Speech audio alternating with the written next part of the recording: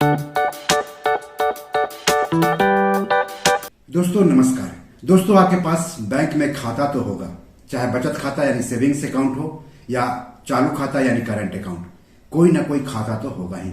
क्या आपने अपने इस बैंक खाते का पिछले 2 साल या उससे अधिक समय से इस्तेमाल किया है या नहीं किया है, यानी कोई लेन देन किया है या नहीं किया है? अगर लेन देन किया है तो अच्छी बात है, लेकिन अगर लेन देन नहीं किया है यानी आपने इतने समय तक ना तो खाते में पैसा जमा किया है और ना ही खाते से पैसा निकाला है, तो आपके लिए खतरे की घंटी है। तो ये खतरा क्या है और इस खतरे से आप कैसे निपटेंगे, ये सब हम आपको इस एपिसोड में आगे बताएंगे। लेकिन आप सबसे गुजारिश है कि अगर चैनल के लिए नए हैं तो सब्सक्राइब कर लीजिए, वीडियो को ज्यादा से ज्यादा शेयर कीजिए ताकि ज्यादा से ज्यादा लोगों तक जानकारी पहुंचे। तो चलिए आगे बढ़ते हैं।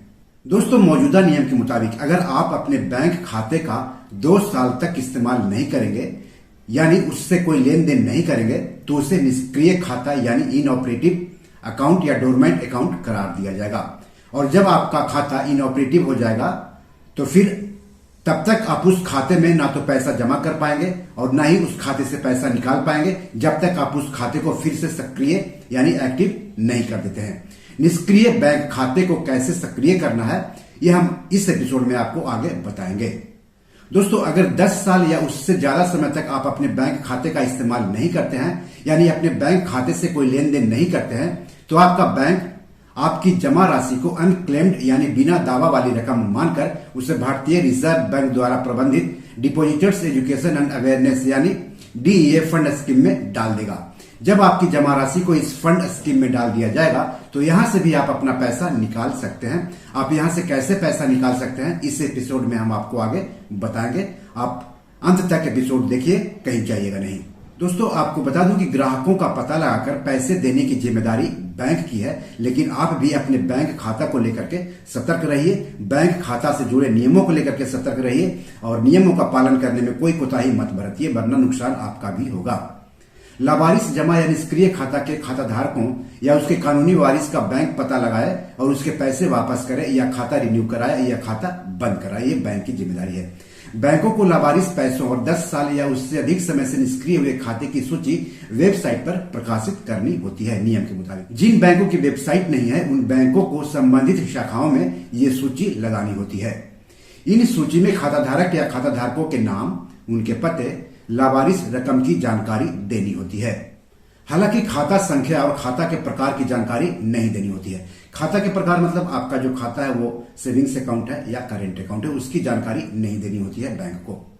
वेबसाइट पर लिस्ट प्रकाशित करने वाले बैंकों को फाइंड का विकल्प भी देना होता है ताकि वास्तविक खाता धारक या वास्तविक किसी खाता का कानूनी वारिस पैसे निकाल सके या फिर उचित कार्रवाई कर सके। मासिक आधार पर बैंकों को ये लिस्ट अपडेट करनी होती है। जिस खाते का कोई वारिस मिल जाता है उसका नाम लिस्ट से हटा दिया जाता है। 10 साल या उससे अधिक लावारिस हो जाए या निष्क्रिय रहे तो उसका पैसा depositor education and awareness fund में ट्रांसफर करना होता है बैंकों को। अब इस फंड के पैसे कहाँ इस्तेमाल होते हैं? Depositor education and awareness fund का इस्तेमाल बैंक ग्राहकों को पैसे के बारे में यानी वित्तीय तौर पर शिक्षित करने के लिए किया जाता है। फाइनेंशियल एजुकेशन के लिए जागरूक कार्यक्रम या सेमिनार के आयोजन वगैरह पर इस फंड का इस्तेमाल होता है। नो योर कस्टमर यानी केवाईसी नियमों में सुधार के बावजूद बैंक कुछ जमाकर्ताओं को नहीं ढूंढ पा रहे हैं। आरबीआई ने इस पर चिंता जताई है। लेन देन यानी ट्रांजैक्शन में क्या क्या शामिल होता है वह जान लीजिए। लेन देन में 2 तरह के लेन देन शामिल हैं। पहला ग्राहक प्रेरित वित्तीय लेन देन और दूसरा बैंक प्रेरित वित्तीय लेन देन। तो ग्राहक प्रेरित वित्तीय लेन देन में क्या क्या शामिल है वो जान लीजिए। एटीएम से नकद निकासी या नकद जमा, आरटीजीएस या एनईएफटी या आईएमपीएस या यूपीआई या एईपीएस या एबीपीएस लेन देन, इंटरनेट बैंकिंग लेन देन, डेबिट कार्ड लेन देन, लिंक किए गए सीबीडीसी यानी ई रूपी खाते से या खाते में धनराशि का स्थानांतरण, चेक क्लियरिंग, डिमांड ड्राफ्ट के माध्यम से धनराशि का प्रेषण, तीसरे पक्ष द्वारा चेक के माध्यम से नकद निकासी, ग्राहक द्वारा जारी किए गए स्थायी निर्देश, एनएसीएच डेबिट या क्रेडिट, सावधि जमा ब्याज या आय, शेयरों पर लाभांश या डिवेंचर पर ब्याज या कोई अन्य निवेश आय, प्रत्यक्ष लाभ अंतरण यानी डीबीटी क्रेडिट, ई कॉमर्स भुगतान, आयकर रिटर्न आदि से संबंधित रिफंड और राष्ट्रीय इलेक्ट्रॉनिक टोल संग्रह यानी एनईटीसी डेबिट। और बैंक प्रेरित लेन देन में शामिल है कर कटौती सहित बैंकों द्वारा लगाए गए सभी प्रकार के शुल्क और बचत बैंक खाते के ब्याज। नियम के मुताबिक आपके निष्क्रिय खाते में बैंक प्रेरित लेन देन तो हो सकता है, लेकिन ग्राहक प्रेरित वित्तीय लेन देन नहीं। यानी आप बिना अपने उस निष्क्रिय खाते को सक्रिय किए कोई भी वित्तीय लेन देन जैसे कि पैसा जमा करना या पैसा निकालने का काम नहीं कर सकते हैं। यानी आपको निष्क्रिय खाते को सक्रिय करना ही पड़ेगा अगर आप पैसा जमा करना चाहते हैं या पैसा निकालना चाहते हैं अपने खाते से। तब निष्क्रिय खाते के संबंध में भारतीय रिजर्व बैंक की गाइडलाइन क्या कहती है वो भी जान लीजिए। भारतीय रिजर्व बैंक के मुताबिक बैंकों को अपने ग्राहक को उनके निष्क्रिय खाते के बारे में सूचित करना होता है। यह 2 चरणों में होता है। पहला स्टेप, बैंक को सभी बचत या चालू खातों की सालाना समीक्षा करनी होती है और यदि कोई लेन देन नहीं हुआ है तो बैंक खाता धारक को किसी एक के माध्यम से, चाहे एसएमएस या फिर ईमेल के माध्यम से खाता सक्रिय करने के लिए सूचित करना आवश्यक है। डेबिट या क्रेडिट लेन देन जिससे किसी तीसरे पक्ष द्वारा भी यह लेन देन किया जा सकता है। और दूसरा स्टेप, यदि खाता दूसरे वर्ष में भी सक्रिय नहीं होता है तो बैंक को खाते को निष्क्रिय के रूप में वर्गीकृत करने से 3 महीने पहले ग्राहक को सूचित करना आवश्यक है। बैंक आपको सूचित करे आपके खाते के बारे में, उससे बेहतर है कि आप अपने खाते के बारे में सतर्क रहें, जागरूक रहें कि आपने अपने खाते का इस्तेमाल किया है या नहीं किया है। तो जैसे ही आपको आपके बैंक की तरफ से आपके खाते को निष्क्रिय किए जाने संबंधी जानकारी मिले, आप अपने खाते को निष्क्रिय होने से बचा लें। अगर आपका खाता निष्क्रिय हो जाता है तो उसे सक्रिय कैसे करना है वह भी जान लें। घर बैठे भी आप कर सकते हैं और इंटरनेट बैंकिंग या मोबाइल बैंकिंग से भी आप कर सकते हैं डिजिटली। खाते की स्थिति को निष्क्रिय से सक्रिय में बदलने के लिए खाता धारक को व्यक्तिगत रूप से बचत बैंकों की पासबुक या चालू खातों के लिए चेक बुक के साथ बैंक को एक पत्र देना होता है और कारण बताना होता है कि अतीत में उन्होंने खाते का इस्तेमाल क्यों नहीं किया है। आमतौर पर बैंक निष्क्रिय खातों को फिर से एक्टिव करने के लिए शुल्क नहीं लेते हैं। आप बैंक शाखा में भी जाकर जमा कर सकते हैं और बैंक की मोबाइल बैंकिंग या इंटरनेट बैंकिंग सुविधा से वीडियो कस्टमर आइडेंटिफिकेशन प्रोसेस यानी VCIP के जरिए भी अपने निष्क्रिय खाते को सक्रिय कर सकते हैं। इस संबंध में आपको अपने बैंक से बात जरूर करनी चाहिए। अब बात कर लेते हैं, अगर आपकी जमा राशि को आपके बैंक ने डिपॉजिटर एजुकेशन और अवेयरनेस फंड में ट्रांसफर कर दिया है तो कैसे निकालेंगे। दोस्तों, फरवरी 2023 तक सरकारी बैंकों में 35,000 करोड़ से ज्यादा, जबकि मार्च 2022 तक सरकारी बैंकों में 48,000 करोड़ से ज्यादा लावारिस रुपया पड़ा था। हो सकता है इसमें आपके भी पैसे शामिल हो। तो अगर आपका भी पैसा depositor education and awareness fund में लावारिस पड़ा है तो उद्गम यानी UDGM वेबसाइट की मदद से आप इसे निकाल सकते हैं। इसकी वेबसाइट का एड्रेस नोट कर लीजिए, www.udgam.rbi.org.in। वैसे इस स्क्रीन पर आपको वेबसाइट का एड्रेस दिख रहा होगा। इसके अलावा आपको डिस्क्रिप्शन में भी एड्रेस आपको मिल जाएगा। बैंकों के अलग अलग खातों जैसे बचत खाता, चालू खाता, FD, RD या कोई और जमा खाता में लावारिस पैसों का पता लगाने और उसे निकालने के लिए आपको सबसे पहले केंद्रीकृत पोर्टल उद्गम पर रजिस्ट्रेशन कराना होगा। उद्गम का वेब एड्रेस मैंने आपको बता दिया है। रजिस्ट्रेशन की प्रक्रिया आसान है। पोर्टल पर जाएं और रजिस्टर वाला ऑप्शन पर क्लिक करें। उसमें अपना मोबाइल नंबर डालें, नाम और कैप्चा डालें। अगर आपने पोर्टल पर रजिस्ट्रेशन करा लिया तो फिर इसका फायदा उठाना आसान हो जाएगा। फिलहाल SBI, PNB समेत कुछ चुनिंदा बैंकों के खाता धारक ही इसका फायदा उठा सकेंगे और धीरे धीरे उद्गम के साथ और ज्यादा से ज्यादा बैंकों को जोड़ा जा रहा है। अब सवाल है कि लावारिस पैसा या अनक्लेम्ड यानी अदाबी जमा राशि क्या होती है और किसको कहते हैं।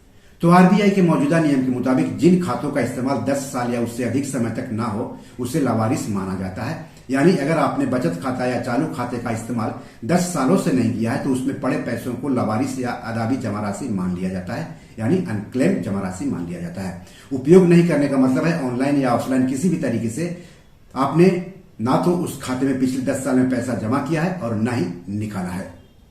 दूसरा, अगर FD या RD या कोई और जमा स्कीम की परिपक्वता पूरे हुए 10 साल हो गए लेकिन इस दौरान खाता धारक ने उन जमा राशि के संबंध में अपने बैंक को कोई जानकारी नहीं दी है तो उसे भी लावारिस मान लिया जाता है। कोई जानकारी नहीं देने का मतलब हो गया कि ना तो आपने उन खाते को परिपक्वता पर बंद किया और ना ही उसे आगे जारी रखने के लिए बैंक को कोई निर्देश दिया है।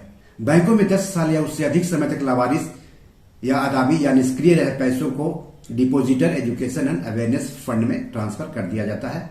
हालांकि यहां से भी पैसा निकालना आसान है, जैसे कि मैंने आपको ऊपर बताया है। आखिर क्यों होता है बैंकों में रखा पैसा लावारिस।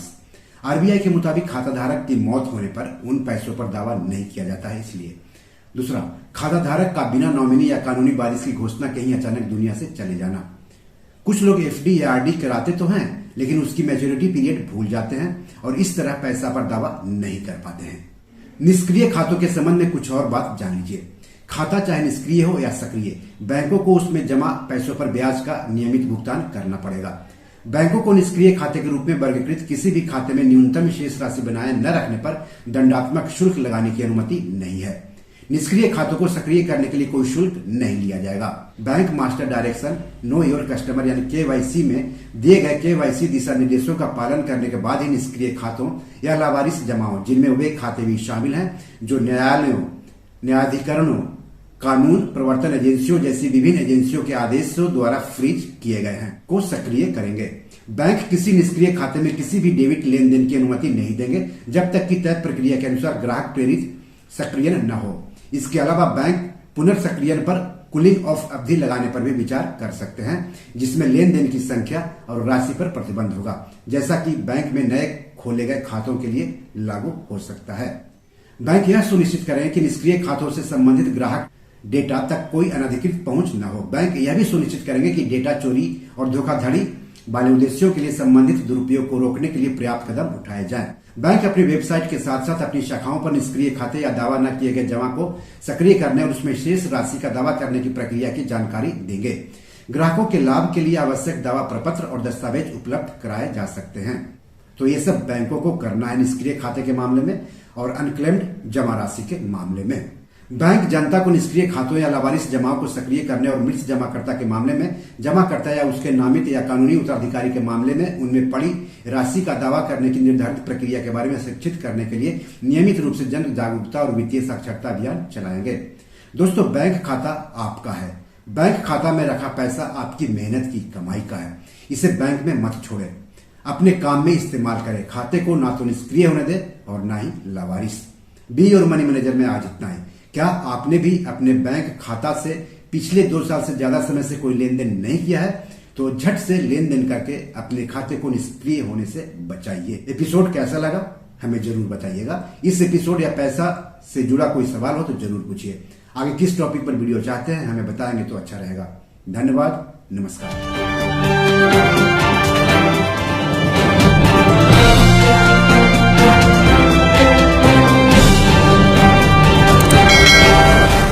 दोस्तों, ये मेरी 7 किताब है जो कि amazon.com पर पब्लिश है।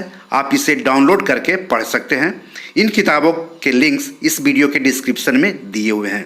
इन 7 किताबों में से 5 किताब मनी मैनेजमेंट पर है, यानी पैसा निवेश करके अधिक पैसा कैसे कमाएं पर आधारित है।